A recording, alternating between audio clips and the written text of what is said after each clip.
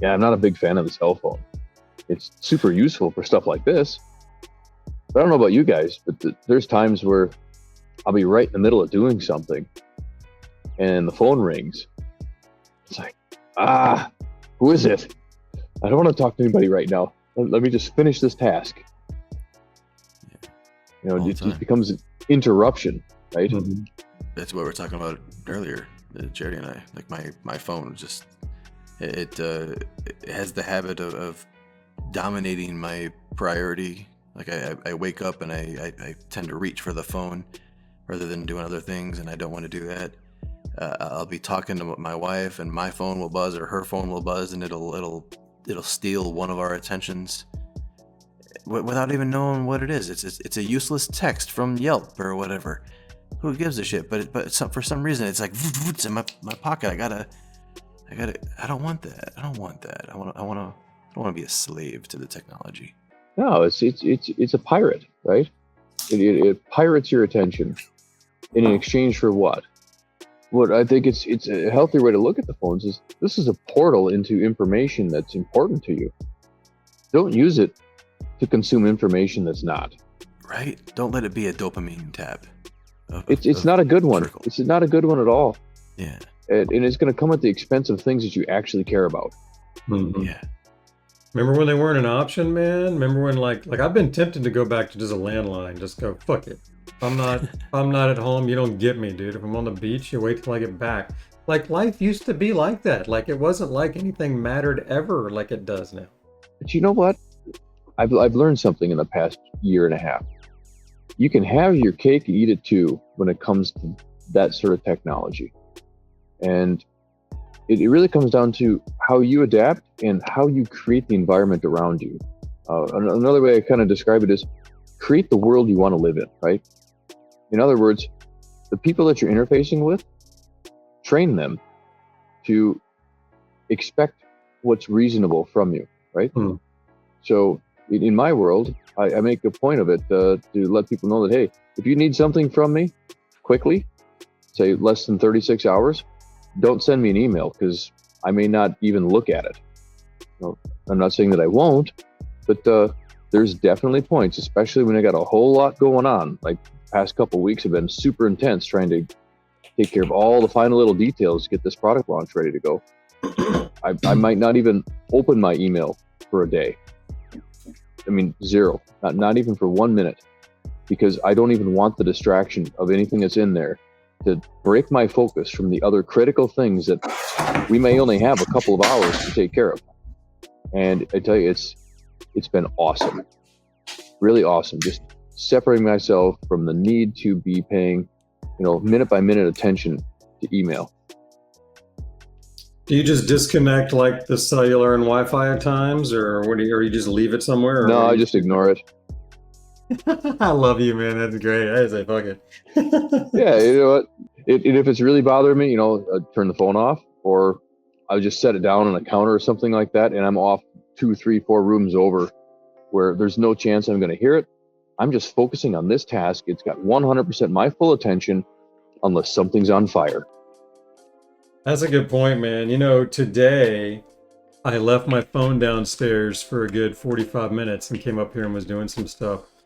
And as soon as I noticed I didn't have it, I went looking for it. Like there wasn't anything on it that I needed. I was just like, need to have my phone with me. But as I was doing it, I realized, wow, I really got a lot done in the last 45 minutes. Yeah, it is. And that's the beautiful thing. So that's what we need to be teaching each other is that, hey, pay attention, right?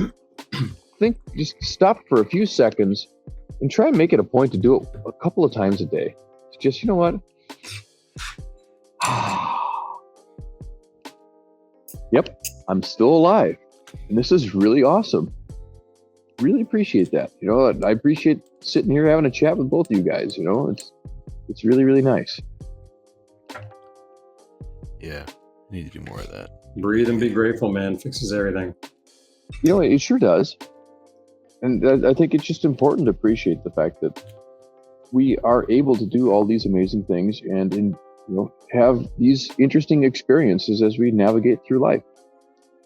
And I really, truly hope that more people can come to the realization that an experience by yourself is of a much smaller magnitude than an experience that's shared with people you care about. You know, I've thought about that, George. Why is that? Like, because I acknowledge that we're social and that I go somewhere and if I'm by myself, one of my first thoughts is, oh, I wish my wife were here. Or, you know, I'm always like, and I've caught that and I thought, why is it that I want to share this with somebody or want to be with somebody? Why is it that just being here, just me, there's still something else? And do you have any thoughts on that, George? I definitely do. In my opinion, we are wired that way. I think it really helps promote survival because when we are part of a community, okay, that community helps support us psychologically, physiologically, right? Emotionally, in ways that help us be a better person. Physically, when we're part of this community, there's people in this community that are much better at things than we are, right? And in turn, we tend to be much better at maybe one or two things that maybe no one else in the community is good at doing. And so it almost forces a relationship, right, amongst all the various different people in the community to trade. That, hey, I will trade this to you if you do this for me. Whether it's trading a service or trading a product, a good, it doesn't really matter. So socially, right, and emotionally, we are wired to want to interface with other people because it substantially increases our chances of surviving.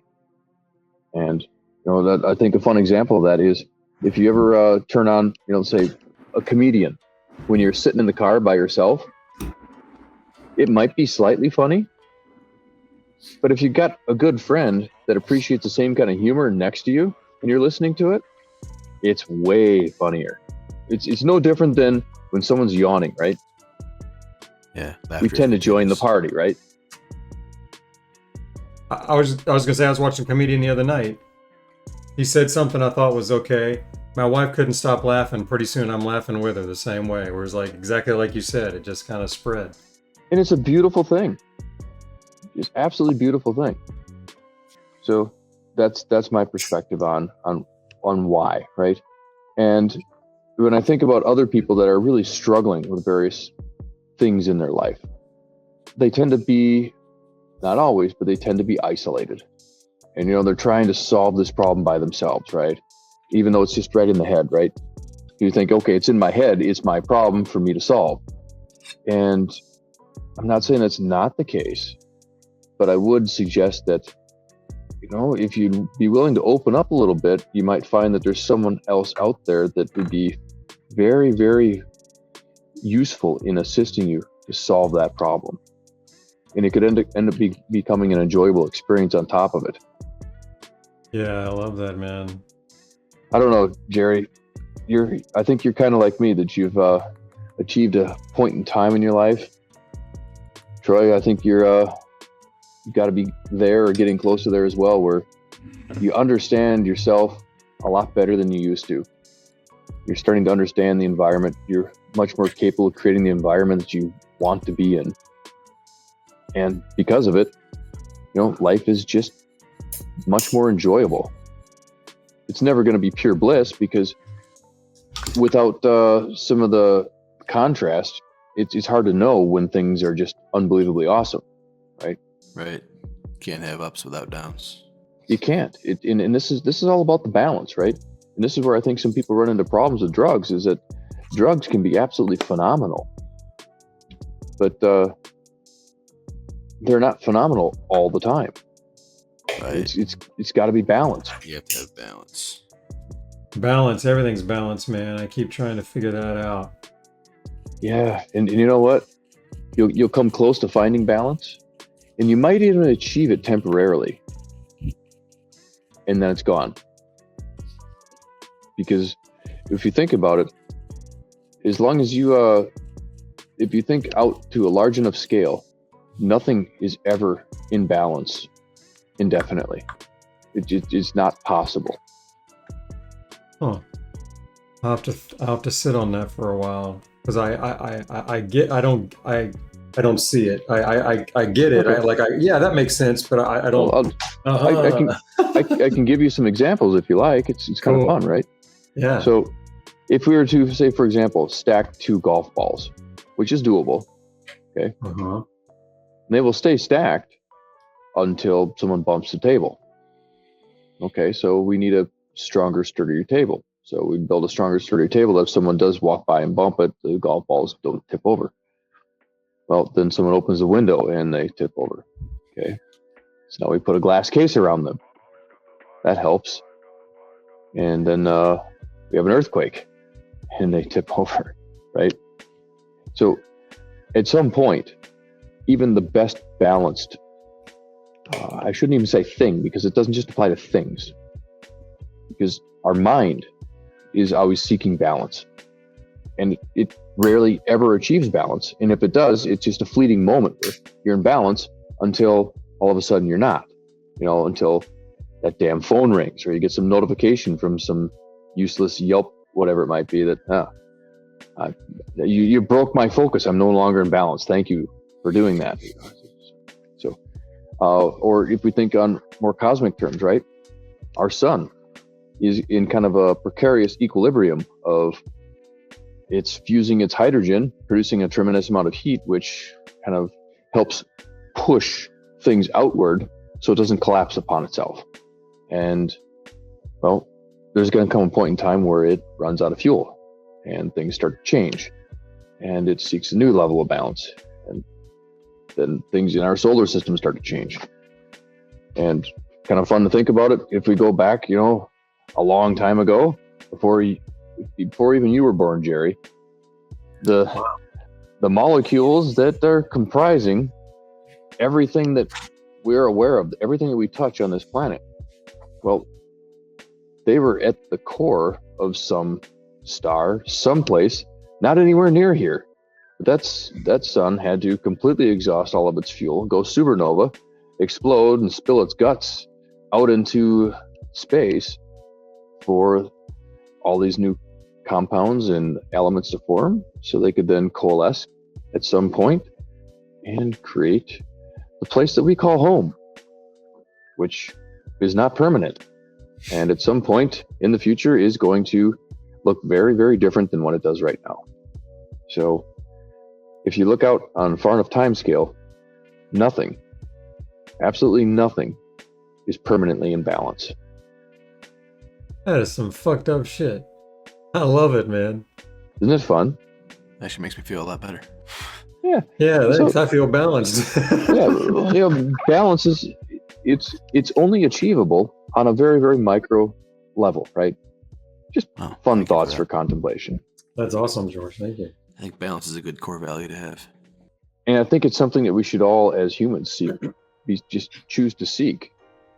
Find balance. Find balance in your life. And it's balance on so many levels in terms of what you eat, who you associate with, right? What you spend your time doing. And I can tell you that the news is very anti-balance.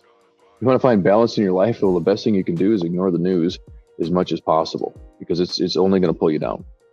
Same shit every day too. Drives you nuts, man. It's some of the worst stuff that you can find. I check in daily now, literally, just to check on the agenda. Like, I mean, I'm beyond influence from it. I literally, I know it's horse shit, but I want to know what they want me to know. Like, I want to know what I'll recognize when I see what they're feeding me. And it's amazing when you look at it from that perspective. It is. You start to see the dialogues that they create and perpetuate, and pretty soon just beat you over the head with until you fucking get it, kind of thing. And the patterns, yep. Yeah. And the patterns and the scales and the progressions. They're fucking brilliant in their progressions. Oh, they are. As they lead the witness, right? Yeah. But I really challenge you, Jerry, Troy, yes, maybe as well, and maybe anyone else that's going to take a few minutes out of the day to watch this. Just try it for 3 days. Just 3 days. Uh-huh. Completely ignore all media, all of it. Okay. Mm-hmm. And the key to doing this successfully is you need to write down 3 sentences each day for how you feel. And I'm willing to almost guarantee if you completely ignore all media for 3 days and write down 3 sentences for how you feel each day, if not by the end of the first day, by the end of the third day, you're going to be feeling pretty good. Yeah. And so if that's the case, why not do that? Uh-huh. You know, my wife and I are the same age. Well, we'll be in about a month. But we were born at a time where TV was like taken off, you know, in the early 70s as we were kids. It was really like becoming everywhere and appealing to kids on multiple levels like it never had before. And I consider us kind of the first TV parented generation kind of thing. And literally for our entire lives, for the first time in history, for our entire lives, the TV has been there. And when I stop and look at it that way, I just go, I can't get away from this fucking thing soon enough. You know, it's like, what is life like without that thing that's 8 feet from me? You know what I mean? Like, it's just hilarious. I've always had it. And even now when I don't want to watch it, I haven't wanted to watch the TV for a couple of years now. I still have them. They're here. You know what I mean? I still look at the sales. You know, my perspective on TVs anymore is actually like drugs, right? Small doses, and think about what you're doing with it, right? Because it's a very, very powerful drug. It can very, very strongly influence how you're feeling. Mm-hmm. It can make you feel happy. Guaranteed it can piss you off. Sure. And I think one of the most surefire ways to get upset or pissed off is turn on the news. And so if we didn't talk about it as a media, it's like, hey, you know what? Tell you what, every time you sit on a thumbtack, it's going to piss you off.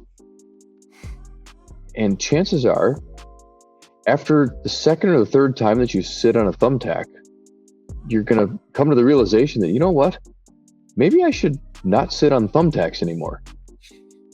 And I think the news is basically like sitting on thumbtacks. You know what's coming, and yet you do it anyway. Why do you continue to do it? How is it helping you live the life that you want to live, be the person that you want to be, and find the happiness that you're seeking? We're all addicted to drama at some level, and the addiction to drama, it comes in our lives, and we use it in place of feeling our real feelings, and it just becomes something that we use as a distraction, and pretty soon it's what we have to do, or else we're going to have to face ourselves, and we've been running so long we don't know what to do anymore. And I believe we're addicted to this shit. I completely agree. It becomes a crutch because it's so much easier to utilize media to feel some emotion than it is to find someone to share that emotion with, because you're so concerned about that other person being judgmental on you and sharing negative emotion. So then we watch TV, turn on the news, and we get negative emotion anyway. We have the technology. We have the understanding of ourselves. We just need to seek it out, educate ourselves on, you know, what is it that makes us happy? And that's why, you know, some of the conversation tonight, some of the questions, you know, if you visualize yourself as being extremely happy at some point in the future, what does it look like? Because when you think about what that looks like, what you're really doing is you're sowing the seeds in the garden of your own mind, and you're creating the path to achieving happiness. Yeah, dude. Seeing it, visualizing it, having faith in it, coming back to it, feeling the emotions as it was already there. It's how the universe works. Yeah. Yes, you still have to do work. It doesn't just magically happen when you think, oh, you know what? I'd like to have a whole bunch of money and drive a new car. Yeah. It doesn't just show up the next day, right? But when you visualize it, and you think about, okay, that's important to me. Okay, now what do I need to do? What's one thing that I can do that's going to get me closer to that achievement? And every time you think of one thing that you can do to get you closer and you achieve it, well, you're now closer. And there's fewer things that remain in your way to achieving that goal. It seems so simple. It almost doesn't seem like it works that way. Right. But I can tell you, it works for me. Absolutely, man. It's a simple life hack, like building that personal image of who you want to be in 1 year, and just be that person now, and you'll be surprised at how quickly it'll become a reality. Go after it. You just got to go after it. I did this crazy thing where I quit my job and created a whole new career out of reviewing weed vapes on the internet. It was crazy. And it was awesome. And it all started with like, hey, I'm just going to do this. Just going to do it. I am it. That's awesome. And what happens if you fail? Well, at least you tried. And, I'd like to think, Troy, and please don't let me put words in your mouth, but you've had some really awesome experiences along the way, right? Yeah. So if that's the case, even if you can no longer do it, it doesn't mean you failed. It actually means you succeeded, because you went after something that was important to you, and you achieved having some really awesome experiences. Right. To me, that's the definition of success. When you go after something that's important to you, and you achieve the happiness that you're seeking by going after it. Yeah, amen. I think that another reason why I really don't like the media is because the media puts such an emphasis on defining success as having expensive things and doing ridiculous, kind of show off things, with friends or in front of your friends, etc. Right? Looking good. Which happiness has nothing to do with any of that stuff. Happiness is so much more based on seeking out things that are important to you, enjoying the journey along the way, hopefully making people smile as you're doing it, and kind of taking a deep breath on a regular basis and realize the fact that, hey, you know what? I'm still alive. I'm still pursuing things that are important to me. And I'm having rather interesting and enjoyable experiences all along the way. Success is totally contextual. It is. Based on a goal or a desire or a status or a happiness or a balance. Another thing that I think is really relevant is how, when people are using money as a comparative, it's really kind of flawed, because the money's not really tangible, right? It's such a secondary thing, because if I give you a whole bunch of money, is it going to make you happy? Well, the answer is no, because if you can't do anything with it, it's of no value. It's of no value until you can convert it into something that provides whoever is spending that money with some level of experience. And that's really what I think we're all seeking as a human. We're seeking some sort of experience, something that's going to change the way we feel, emotionally, physically, psychologically. You talk about chasing that feeling, and it kind of links back to what we were talking about earlier with why do we seek connection, with others? And when I think about that on that level, it's like, I heard a quote once, I'm sure you've heard before, where somebody was saying that we're just the universe looking at itself or exploring itself. You know what I'm saying? We're an aperture through which the universe is exploring itself, is what it was basically. So, and I thought about that, and I thought that's pretty interesting. And if every one of us is one of those, like if each one of us is another circumstance of the universe exploring itself for whatever reason, whether it's recreation or who knows what, then it would seem to me that when we connect with other people, it's a confirmation of ourselves and what we're doing, and that's why it feels so good. And so that's why, at least for me, I've identified what jazzes me more than anything is connecting with people. Like, I just love connecting with people, and I keep thinking about, why the fuck do I get so jazzed by that? Like, why do I just love connecting with people at all levels and anyone? I just love the experience of talking to someone and figuring out what makes them tick and learning about them and connecting. And you know what I'm saying? For me, that's a connection. Why the fuck does that get me going at all? But it makes sense in that interpretation of what we're doing here to begin with. Oh, that's beautiful, Jerry. I love it. We're all one. Right? In the end, yes. And even right now. And to think that we're not, I think is really short-sighted. And I guarantee you that line of thinking is not going to help you achieve the things that are important to you. The further I go along this path, the more it's just becoming completely clear to me that in order to achieve anything that's important to you, it simply requires the participation and the coordination of other people. It's just not possible any other way. Yeah, that's interesting. You know, unless your goal is to be the loneliest person in the world. Which, what a sad goal. Yeah. Yeah. I got to think on that one for a while. That's pretty good. Well, think away, Jerry. Yeah, I'm gonna think away. Because I've identified recently that I am always seeking partners,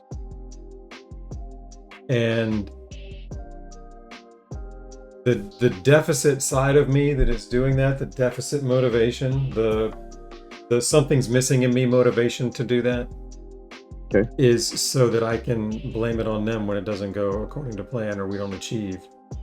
And when I saw that once, I was like, motherfucker, I got a lot of people I'm working with, and am I just trying to blame everything on them? Is that what this is all about? And I started listening to the conversations in my head and trying to see what they were about. And a lot of them were blaming other people for what's going on. I was like, this is really fucked up. Like, I'm creating this whole fucking weird thing here, you know? So I don't remember exactly where I was going with that. That might have been where I was going with that. But I find that conversation in my head a lot. At the end of the day, all these goals or success is just a judgment, and judgments create stress. So, well, they do, and it's a very difficult thing to get beyond, because again, here's another example where I think we're very much hardwired to care what other people think about us. Yeah. mm-hmm. If we don't care what other people think about us, well, that's almost as bad as being irresponsible. It means you're careless. You mean really care? Right on. Yeah, you're careless, right? And if you're careless, well, that means you're by nature inconsiderate, which means you're now a hazard to the community. Yeah. Because you're careless, and if you're careless, you're likely not only inconsiderate, but you're also likely irresponsible. And these are not good traits to have in a community of people, regardless of what that community is based on. So we deep down, we have to care what other people think about us, but not on the level that the media wants us to care. You know, we need to care what other people think about us so that they think that we're a good person, because we want to be a good person. Because if we're a good person to the people around us, then the likelihood that if we need a little assistance, that the people around us are going to be good to us is much, much greater. Yeah, the media wants us to care out of fear, because they can manipulate and motivate. But when you're speaking to something greater, like a true caring out of love, where I actually care about that person's experience and their story at a level that I care about my own. I respect that their experience is theirs and that I have an impact on that. And why not have a positive one? Man, you said something earlier about, you know, if I'm there, why not make it positive? And then you connected it to the environment in a way that I was thinking, holy shit, yeah, like why is it that everywhere I go there's mess? That's fucked up. Everywhere I should go, things should get better, not just people, because I look at it through people. Like, I look at people and go, I want to contribute, but I don't look at my environment that way. And that's what I'm going to change and try to use that mindset Yeah. is when I walk through a room, it shouldn't be worse when I leave. No, make it better. Yeah. Damn. You know, create the world you want to live in. terrible right now. Are you making a mess, Troy? I'm a sloppy fucking person. Me too, Oh. man. And I've always wanted to change it. And to be honest, since you guys you're both being very open and honestly, it was really hard to share the thing earlier as well. But the last like 6 months or so of dealing with my own mess and my own clutter and my own lack of organization, it's been pissing me off. Like I get pissed off at myself. Like even simple shit. It's like, where's my fucking nail clippers? Like if I put Right. like Jerry, you remember like we talked about? Yeah, we grab them now before you forget again. Yeah. I had a home for him. Like there's a little jar for the clippers and the files and it's like put shit back. Like I have this really, really bad habit of not putting things back. But you see, here's the positive side of that, Troy. What you're experiencing right now is what I kind of refer to as enlightenment, and not in the way that people I think tend to think about enlightenment. You know, sitting under a tree, you know, with your hands like this, Right. seeking enlightenment. Right? It's coming to the realization that you now understand what it is that you're looking for or what it is that's upsetting you. So now you have become enlightened and empowered to do something about it. So it's now within your grasp to make you feel better about yourself by simply doing the things that you have now identified that you need to do. Yeah. I just need to be more proactive and not rely so much on awareness alone is curative, because awareness alone is curative. It helps. But it's not a speedy process. And No, don't expect it to happen overnight. right. I was raised very messy as well. Like my household was not traditional. Yeah, well, I can probably relate on other levels as well. And we can't change the past, so there's really no point in dwelling on it. But we can definitely change the future. We can create that environment that we're looking for. It doesn't happen overnight, but I can tell you that if you just do one or two things every day, that's going to address some of the issues that you know that you can clearly and definitively identify. What you'll find is that over the course of a few weeks and a few months, all of a sudden, when you take that couple minutes every single day, take a deep breath and reflect, especially if you're writing down a few of these things, taking some notes, you'll have written proof that, you know what, I'm a lot further along in the direction that I really want to be going than I was a month ago, 2 months ago, a year ago, because I'm taking control, I'm taking ownership of who I am, what I'm doing, and why. Thank you for that.